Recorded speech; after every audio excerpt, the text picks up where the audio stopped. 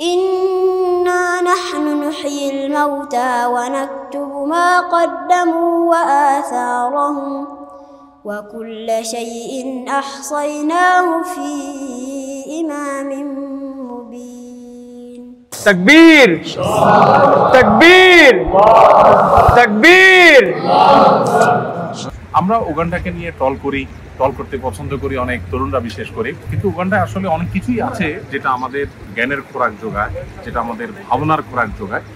ইখওয়াতি ফিল্লাহ, নাহনু ইখওয়াতুকুম মিন বাংলাদেশ, জিনাকুম লিনাজুরাকুম ওয়া নাশুফাকুম।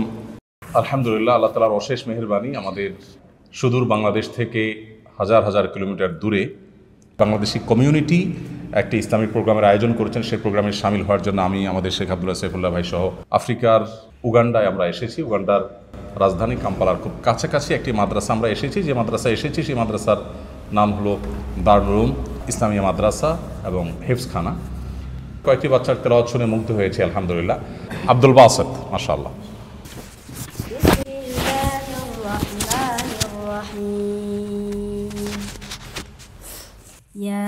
ياسين والقرآن الحكيم إنك لمن المرسلين على صراط مستقيم تنزيل العزيز الرحيم لتنذر قوما ما أنذر آباؤهم فهم غافلون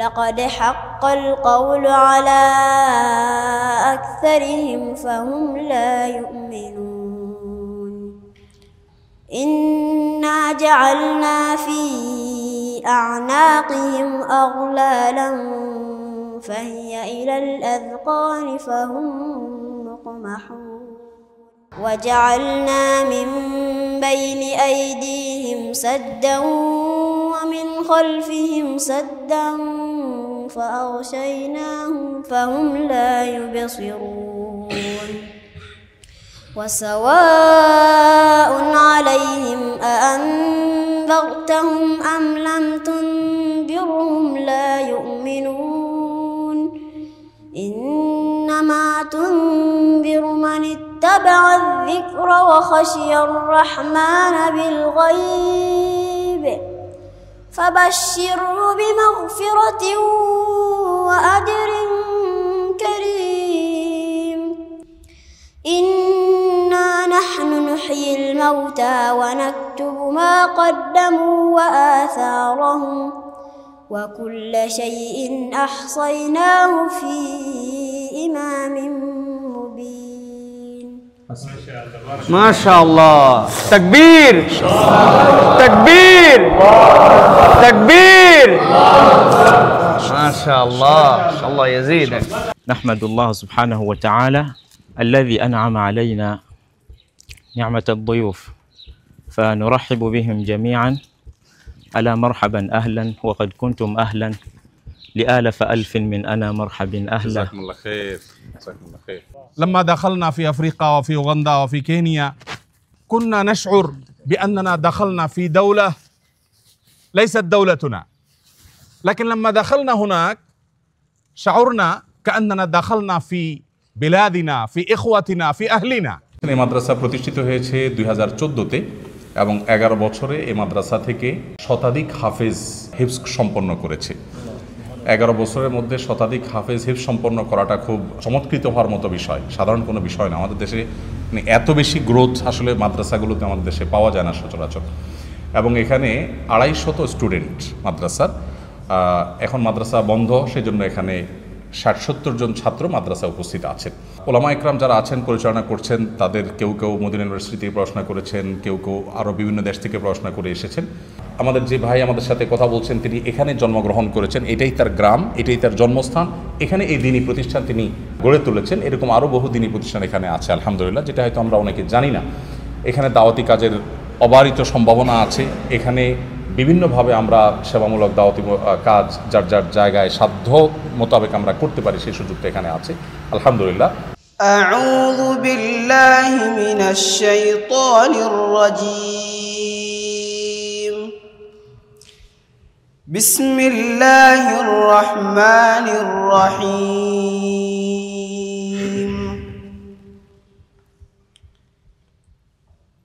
الذين جعلوا القرآن عضين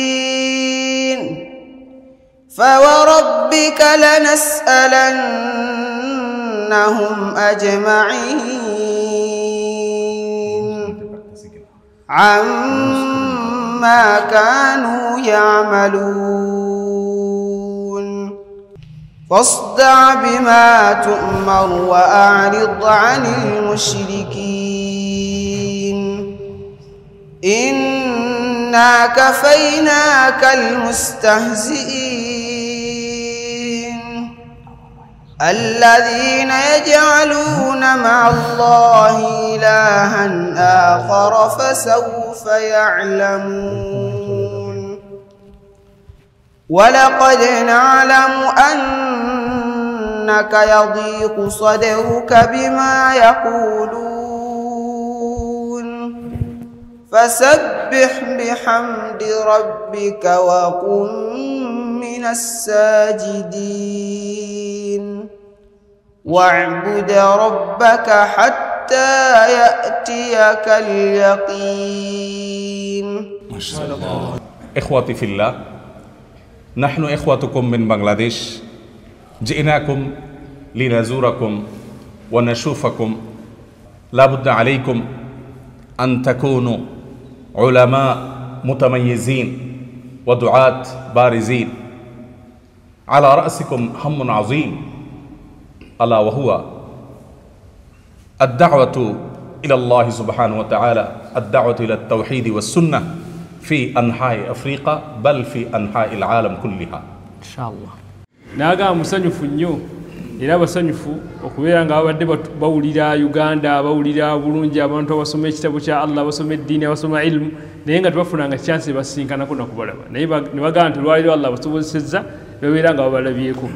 Qulu alhamdulillah, মাশাআল্লাহ।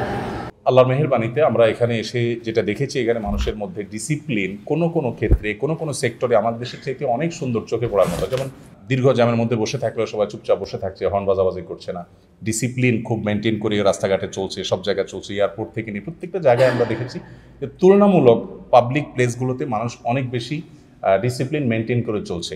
নেগেটিভ অনেক দিক থাকতে পারে, কিন্তু পজিটিভ এই জিনিসগুলো আমাদের চোখে পড়েছে। আমরা একটা জিনিস দেখেছি খুবই গুরুত্বপূর্ণ, আমাদের দেশে নির্বাচনী পোস্টারে বা রাজনৈতিক প্রচার প্রচারণায়, এমনকি ধর্মীয় প্রচার প্রচারণায়, ওয়াজ মাহফিলের পোস্টার ইত্যাদি দিয়ে যত্রতত্র আমরা ছেয়ে ফেলি।